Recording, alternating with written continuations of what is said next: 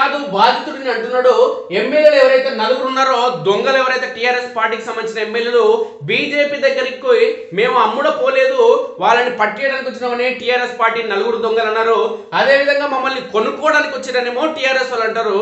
కాదు మేము కొనుక్కోవడానికి రాలేదు, వాళ్ళే అమ్ముడు పోనికి వచ్చారని బీజేపీ వాళ్ళు అంటారు. ఈ తోడు దొంగల వ్యవహారం ఇప్పటికీ పెండింగ్ లోనే ఉంది.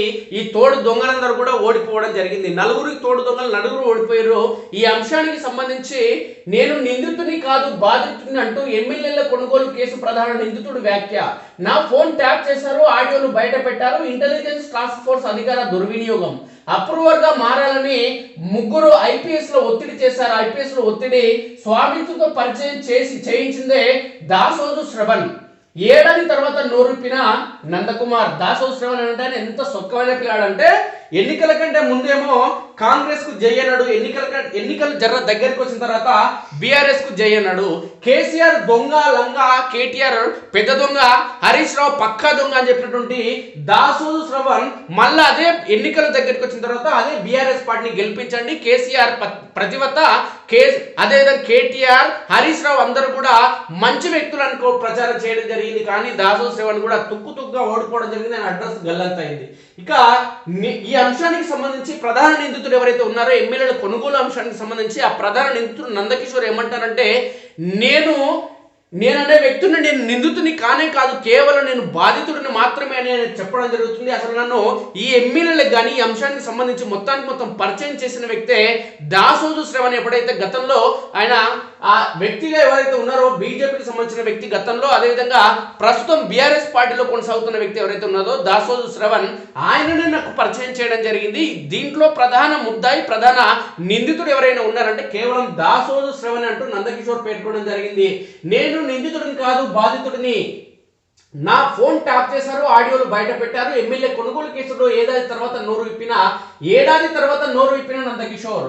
దేశవ్యాప్తంగా సంచలనం సృష్టించిన ఫార్మ్ హౌస్ లో ఎమ్మెల్యేల కొనుగోలు కేసులో ప్రధాన నిందితుడిగా ఉన్న నందకిషోర్ అలియాస్ నందు తాను బాధితుడిని మాత్రమేనని స్పష్టం చేశారు. దాదాపు ఏడాది తర్వాత ఈ కేసుపై నోరు విప్పిన నందు ఇప్పటి వరకు బయటకు రాని పలు ఆసక్తికర విషయాలు వెల్లడించారు. గురువారం ఆయన ఆంధ్రజ్యోతితో మాట్లాడారు. ప్రస్తుతం కేసు కోర్టు పరిధిలో ఉన్నందున కొన్ని విషయాలనే వెల్లడిస్తున్నట్టు చెప్పారు. ఈ కేసులో నేను నిందితుడిని కాదు బాధితుడిని మాత్రమే. మధ్యతరగతి కుటుంబం నుంచి వచ్చి దక్కన కిచెన్ హోటల్ను నిర్వహిస్తున్నాను. ఆ హోటల్ను నిలమట్టం చేయడంతో ఆర్థికంగా తీవ్ర ఇబ్బందులు ఎదుర్కొన్నాను. నాకు పార్టీలకు అతీతంగా ఏపీ, తెలంగాణకు చెందిన 50 మంది దాకా ఎమ్మెల్యేలు తెలుసు. పైలట్ రోహిత్ రెడ్డితో ముందు నుంచి పరిచయం ఉంది. ఈ కేసు కొంతకాలం ముందే జూలైలో సింహయాజితో పరిచయం అయింది. ఢిల్లీకి వెళ్ళినప్పుడు స్వామీజీ నాకు రామచంద్ర భారత్తో పరిచయం చేయించారు అని ఆయన వివరించారు. తనకు సింహయాజిని పరిచయం చేసింది అప్పటి బీజేపీ నేత, ప్రస్తుత బీఆర్ఎస్ లో ఉన్న దాసోజు శ్రవణ్ అని తెలిపారు.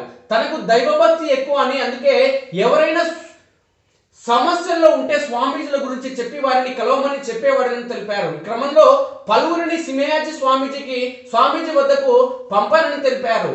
కేరళకు చెందిన జగ్గుస్వామి, తుషార్ విషయాలకు తనకు తెలియదని వివరించారు.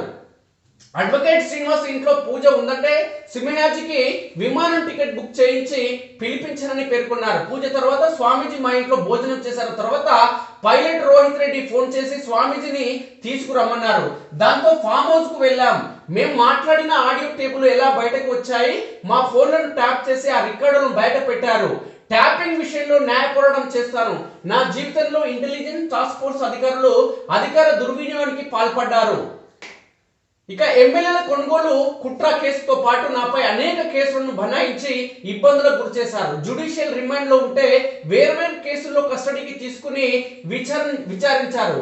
ఆ సమయంలో ముగ్గురు ఐపీఎస్ నన్ను అప్రూవర్ గా మారాలంటూ బెదిరించారు అని నందు ఆరోపించారు. వేరే కేసులో కస్టడీలోకి తీసుకుంటే ఆ విషయాలు ఎందుకు మాట్లాడుతున్నారని ప్రశ్నించారని వివరించారు. అంతా అనుకున్నట్లు ఎమ్మెల్యేల కొనుగోలు కోసం 100 కోట్ల లావాదేవీలు ఏమీ జరగలేదు. కేవలం మునుగోడు ఎన్నికల లబ్ధి కోసమే కుట్ర పన్ని కేసు పెట్టారని వాపోయారు.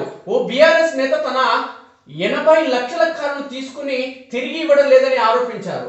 దక్కన్ కిచెన్ వల్ల ఆర్థికంగా నష్టపోయానని పేర్కొనడం జరిగింది. అంటే ఎమ్మెల్యేలు అందరూ కూడా తోడు దొంగలే, ఆ దొంగలందరూ కూడా ఆడికి వచ్చారు అనే కోణంలో నందకిషోర్ పేర్కొనడం జరిగింది.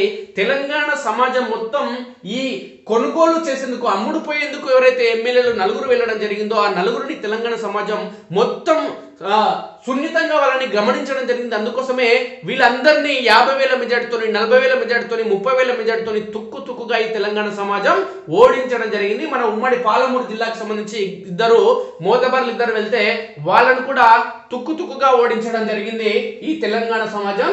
అదే విధంగా నాగర్ కర్నూలు జిల్లాకు సంబంధించిన పోటుగాన్ని కూడా ఓడించడం జరిగింది. ఇక